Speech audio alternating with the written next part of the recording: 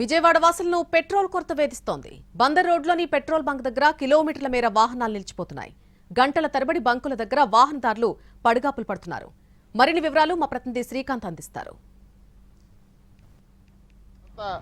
ప్రచారం నేపథ్యంలో పెద్ద ఎత్తున పెట్రోల్ కొట్టించుకోవడానికి బంకుల దగ్గరికి అటు వాహన చోదకులు వస్తుండటంతో చాలా ఇబ్బందికరమైన పరిస్థితి ఏర్పడింది.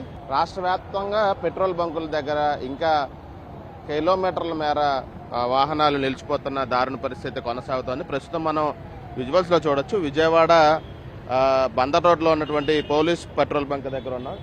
ఉదయం నుంచి కూడా ఇదే విధమైన పరిస్థితి మనకి పెట్రోల్ బంక్ దగ్గర అయితే కనబడతా ఉంది. చూడొచ్చు, కిలోమీటర్కు పైగా కార్లు నిలిచిపోయిన పరిస్థితి. ఎందుకంటే పూర్తి స్థాయిలో ఆ ఇంధనం అనేది కొంత తక్కువ మేరే ఆయిల్ కంపెనీల నుండి వస్తున్న పరిస్థితుల నేపథ్యంలో పెట్రోలు డీజిల్ కొరత ఉధృతి ఎక్కువ అవుతూ ఉంటుంది. కొరత వస్తుందన్న నేపథ్యంలోనే ఫుల్ ట్యాంకు చేపించుకోవడానికి కార్లు కానీ అదేవిధంగా ద్విచక్ర వాహనాలు కానీ పెట్రోల్ బంకులకి బారులు తిరుగుతున్నాయి. ఈ నేపథ్యంలో ఇప్పటికే రాష్ట్ర వ్యాప్తంగా ఉన్నటువంటి బంకుల్లో 25% బంకులు కూడా మూతపడ్డాయి. ఎందుకంటే ఆయిల్ కంపెనీల నుంచి కూడా ఆ పూర్తి స్థాయిలో పెట్రోలు డీజిల్ రాకపోవడంతో బంకులు కూడా మూతపడుతున్న పరిస్థితి. ఈ నేపథ్యంలో ఉన్నటువంటి ఆయిల్ ఉన్నటువంటి బంకుల్లో నిర్ణీత డబ్బుల మేరకు మాత్రమే పెట్రోల్ కొడుతున్న పరిస్థితి.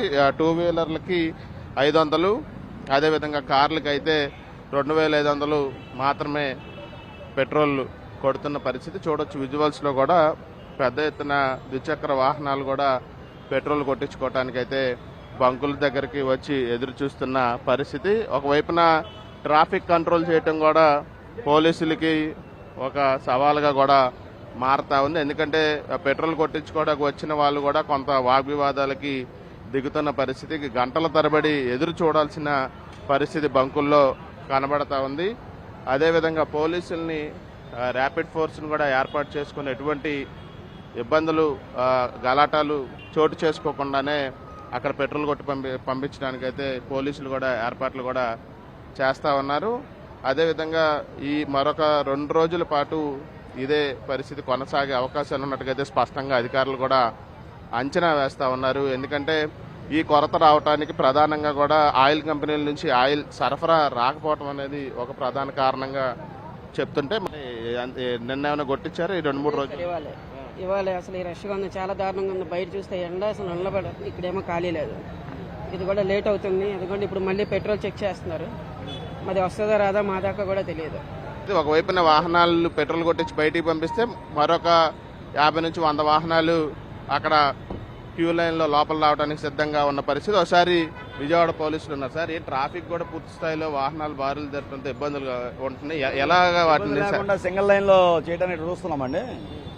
మ్యాక్సిమము కలెక్టర్ గారు కూడా సిపి గారు కూడా దీని మీద ప్రత్యేక చర్యలు తీసుకుంటున్నారు. మన బంకుల్లో కూడా మ్యాక్సిమం స్కేర్సిటీ లేకుండా చూసుకునే పరిస్థితి ఉంది. ఇది కూడా రెగ్యులేట్ చేస్తున్నామండి. ఎవరు కూడా ప్యానిక్ అవ్వాల్సిన అవసరం లేదు. అంటే సుమారు బంకు దగ్గరకు వచ్చిన వాళ్ళకి ఎంతసేపట్లో పెట్రోల్ కొట్టి బయటకు వెళ్ళే పరిస్థితి? ఇమీడియట్ గా చూస్తున్నారు కదా, కంటిన్యూటీగా కొడతానే ఉన్నారు. ఏది కూడా ఆపట్లేదు. ఇమీడియట్ గా మ్యాక్సిమం 2 minutes లో వెళ్ళిపోతుంది.